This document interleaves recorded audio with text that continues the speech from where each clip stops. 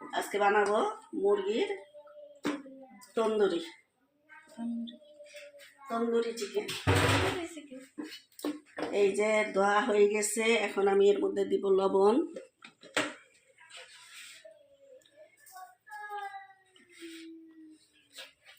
লবণ দিয়ে দিলাম, সাথে দিয়ে দিলাম আদা বাটা, সাথে দিয়ে দিলাম রসুন বাটা, সাথে দিয়ে দিলাম পেঁয়াজ বাটা,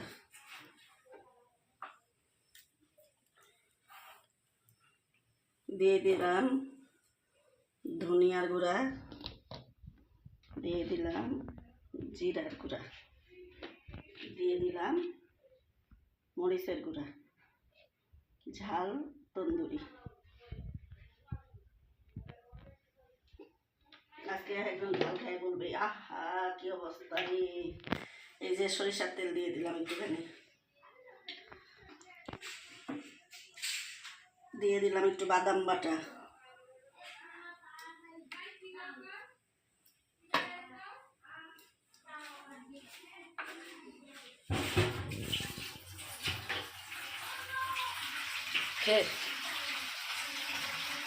দিয়ে দিলাম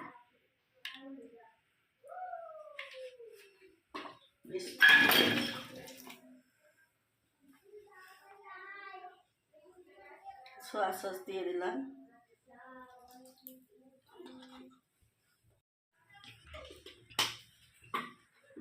সস,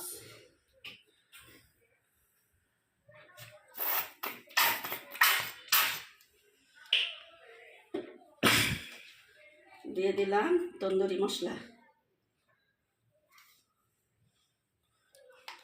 এখন এটা আমি ভালো করে মাখাই নেব, মাখাইয়ে 10 মিনিট রেখে দিব।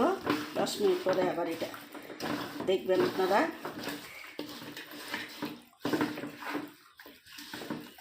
সরিষার তেল কড়াইয়ে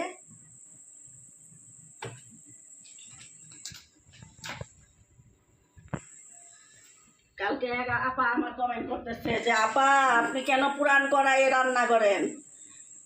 আমার 36 বছরের সংসার, বুড়া বয়সে আর কি করব কড়াই পাল্টাই, এই জন্য পুরান কড়াইয়ে রান্না করি। সরিষার তেলটা আমার গরম হয়ে গেছে, এই যে এখন দিয়ে দিব এর মধ্যে চিকেন।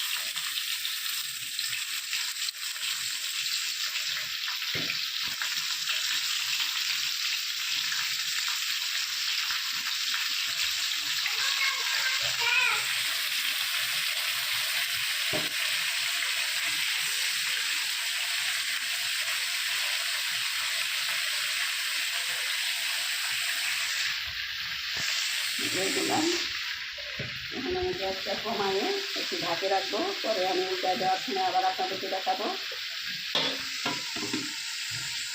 আমার চিকেনের কি অবস্থা।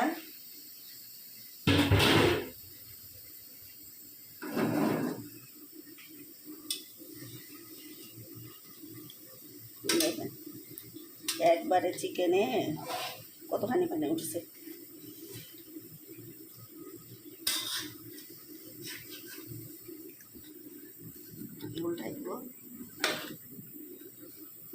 আসলে চাইনিজ রান্নার মতো আমি তো করতে পারি না, যার ফলে যেই পাশা যে মশলা থাকে এই মশলা দিয়েই করা হইতেছে মূলত।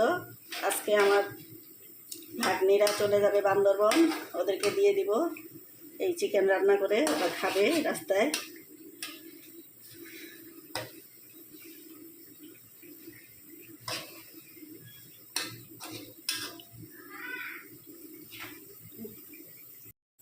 দেখি আমার চিকেনের কি অবস্থা। এই যে হয়ে গেছে, এই যে চিকেনটা আমার হয়ে গেল। এখন আমি বাটির মধ্যে বাড়ে আপনাদেরকে সার্ভ করব। আসলে মনে কিছু নেন না, যেভাবে পারি সেইভাবেই রান্না করি। এতদিন পর যে এত ধৈর্য আছে এটাই আলহামদুলিল্লাহ। আপনারা সবাই আমার জন্য দোয়া করবেন।